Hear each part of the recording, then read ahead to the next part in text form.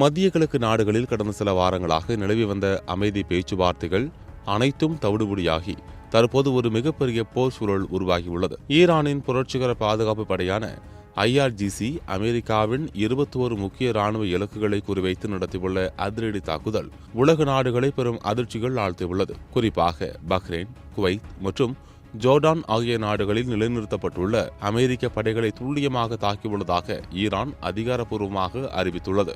ஜோர்டானில் உள்ள அல் அஸ்ராக் விமானப்படை தளம் மீது ஏவப்பட்ட நீண்ட தூர ஏவுகணைகள் அங்குள்ள அதிநவீன F-35 போர் விமானங்களை நிறுத்தி வைக்கும் தளங்களையும் கட்டுப்பாட்டு மையங்களையும் முழுமையாக அளித்துள்ளதாக தகவல்கள் தெரிவிக்கின்றன. இந்த தாக்குதலுக்கு பின்னணியில் ஒரு நீண்ட மோதல் வரலாறு வெளிந்துள்ளது. கடந்த செவ்வாய்க்கிழமை அமெரிக்காவின் அப்பாச்சி ரக ஹெலிகாப்டர் ஒன்றை ஈரான் சுட்டு வீழ்த்தியதாக அமெரிக்கா குற்றம் சாட்டியது. இதற்கு பதிலடியாக ஈரானின் ஹார்முஸ் ஜலசந்தி பகுதியில் உள்ள முக்கிய தீவுகள் மற்றும் குடிநீர் தொட்டிகள் மீது அமெரிக்கா தாக்குதல் நடத்தியது.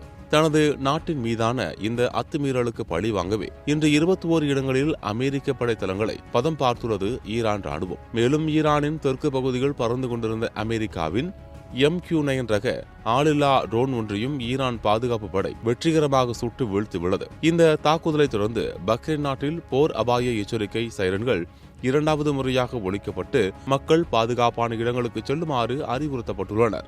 ஈரான் மற்றும் அமெரிக்கா இடையிலான இந்த நேரடி மோதல் உலக பொருளாதாரத்தில் ஒரு மிகப்பெரிய நிலநடுக்கத்தை ஏற்படுத்தியுள்ளது.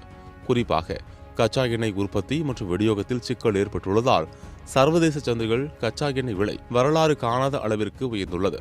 இதன் நேரடி விளைவாக பெட்ரோல், டீசல் மற்றும் அத்தியாவசிய உணவுப் பொருட்களின் விலை உலகெங்கும் அதிகரிக்க தொடங்கியுள்ளது. கச்சா எண்ணெய் விலை உயர்வால் டாலரின் மதிப்பு வலுவடைந்து வருவதால் பாதுகாப்பான முதலீடாக கருதப்படும் தங்கத்தின் மதிப்பு சரிவை சந்தித்து வருகிறது. இது சாமானிய மக்களின் சேமிப்பிலும் வாழ்வாதாரத்திலும் பெரும் தாக்கத்தை ஏற்படுத்தும் என பொருளாதார நிபுணர்கள் எச்சரிக்கின்றனர். தற்போது லெபனானின் ஹிஸ்புல்லா அமைப்புக்கும் இஸ்ரேலுக்கும் இடையே மோதல் உச்சகட்டத்தை எட்டியுள்ள நிலையில் ஈரான் மற்றும் அமெரிக்கா நேரடியாக போர்க்களத்தில் குதித்துள்ளது.